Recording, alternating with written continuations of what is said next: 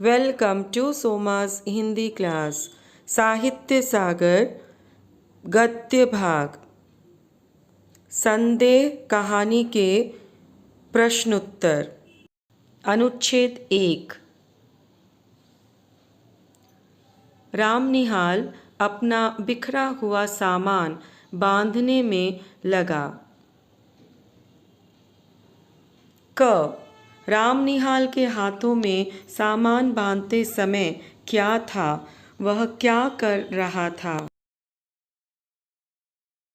उत्तर। रामनिहाल के हाथों में सामान बांधते समय एक कागज़ों का बंडल था जिसे संदूक में रखने से पहले वह खोलना चाहता था।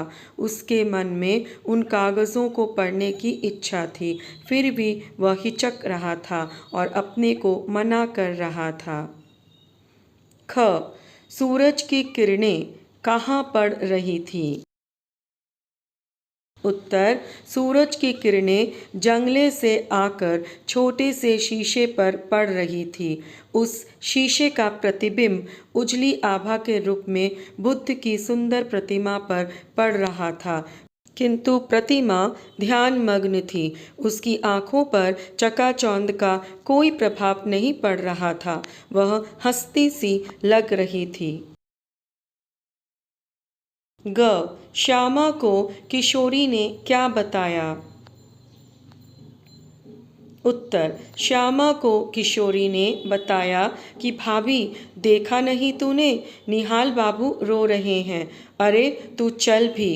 श्यामा के आने पर भी रामनिहाल खोया हुआ सा अपनी करुणा धारा बहा रहा था। घ। रामनिहाल ने रोने का क्या कारण बताया? उत्तर। रामनिहाल ने बताया कि वह अपनी भूल पर रो रहा है। प्रायश्चित करने का उसका यह ढंग ठीक नहीं, पर वह क्या करे, उसका मन नहीं मानता। वह श्यामा का घर छोड़कर जाने की सोच रहा है। उसके मन में संदेह के भाव आ गए थे। अनुच्छेद 2। किशोरी चली गई। अब जैसे सुनने के लिए प्रस्तुत होकर श्यामा एक चटाई खींचकर बैठ गई। क। रामनिहाल के मन में श्यामा के लिए क्या भाव थे? उत्तर। रामनिहाल के मन में श्यामा के लिए सम्मान था। श्यामा के कठोर व्रत वैधव्य का आदर्श देखकर उसके हृदय में विश्वास हुआ था कि मनुष्य वासनाओं का दमन कर सकता है। वह बहुत दृढ़ प्रतिज्ञ है। ख। श्यामा ने किशोरी को कहाँ भेजा और क्यों? उत्तर। श्यामा ने किशोरी को वहाँ खड़ा देखा तो उससे कहा कि जा बेटी, कपड़े धूप में फैले हैं, वहीं बैठ। यह कहकर उसे भेज दिया, क्योंकि श्यामा नहीं चाहती थी कि वह बच्ची उनकी बातचीत सुने। ग। रामनिहाल कौन था? वह श्यामा से कैसे परिचित हुआ था? उत्तर। रामनिहाल श्यामा के यहाँ काम करता था। वह पूर्व में अनेक स्थानों में काम कर चुका था।